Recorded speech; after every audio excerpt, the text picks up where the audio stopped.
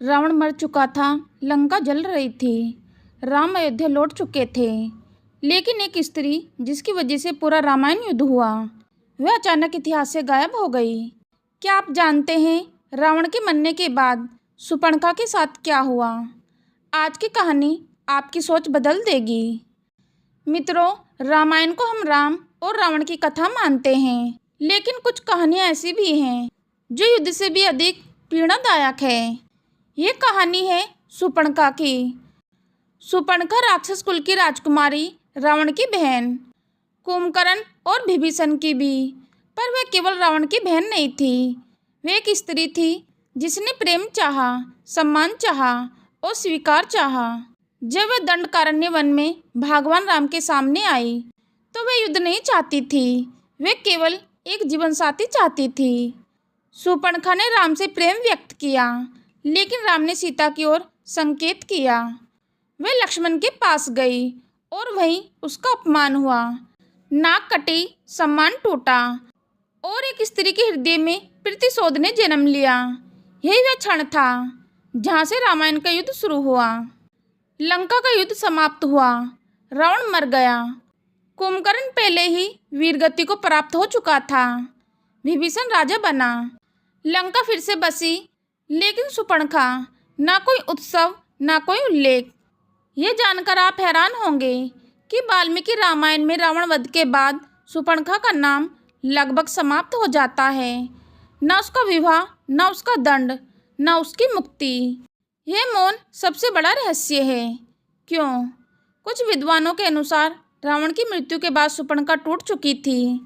जिस भाई के लिए उसने सब कुछ किया, वही अब नहीं था। कहा जाता है कि उसने लंका छोड़ दी और घोर वन में चली गई। वहाँ उसने तपस्या की, अपने क्रोध का पश्चाताप किया और शेष जीवन एक साध्वी की तरह बिताया। यह माना जाता है कि शूर्पणखा को समझ आ गया था कि उसका क्रोध कितनी बड़ी तबाही बन गया। कुछ कथाएं कहती हैं शूर्पणखा ने अपने ही कर्मों को दोषी माना। उसने स्वीकार किया कि अगर मैंने क्रोध न किया होता तो युद्ध ना होता और लंका ना जलती। यही वह बिंदु है जहाँ कहानी विलन से मानव बन जाती है। कुछ लोक कथाओं और क्षेत्रीय ग्रंथों के अनुसार शूर्पणखा ने तपस्या के बाद नया जीवन शुरू किया। कहा जाता है उसका विवाह कुबेर के एक यक्ष से हुआ था। यक्ष जो धनवन और देवताओं से जुड़े माने जाते हैं। यह विवाह शूर्पणखा के जीवन का दूसरा अध्याय था। इन कथाओं के अनुसार शूर्पणखा ने पहली बार सम्मान पाया, ना कोई उपहास, ना कोई अपमान, सिर्फ एक शांत जीवन। लेकिन ध्यान दीजिए, ये कथा वाल्मीकि रामायण में नहीं है। यही वह जगह है जहाँ यूट्यूब ऑडियंस सबसे ज़्यादा जुड़ती है। सच ये है, शास्त्र मौन है, इतिहास अधूरा है और लोक कथाएं विविध हैं। शूर्पणखा का अंत हमें सिखाता है कि हर कहानी नायक और खलनायक में बटी नहीं होती। आज का सबसे बड़ा प्रश्न, क्या शूर्पणखा सिर्फ एक खलनायक थी?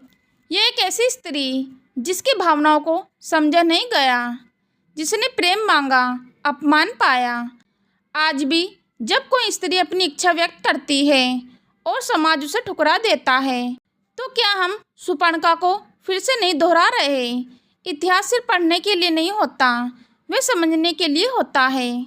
शायद शूर्पणखा को ना दंड मिला, ना मुक्ति, बस मौन मिला। और कभी कभी मौन ही सबसे बड़ी सजा होती है। तो मित्रों, आशा करती हूँ आप सभी को यह वीडियो पसंद आई होगी। यदि वीडियो पसंद आई है तो वीडियो को लाइक करें, वीडियो को शेयर करें। चैनल पर यदि पहली बार आए हो तो चैनल को सब्सक्राइब करना ना भूलें। धन्यवाद।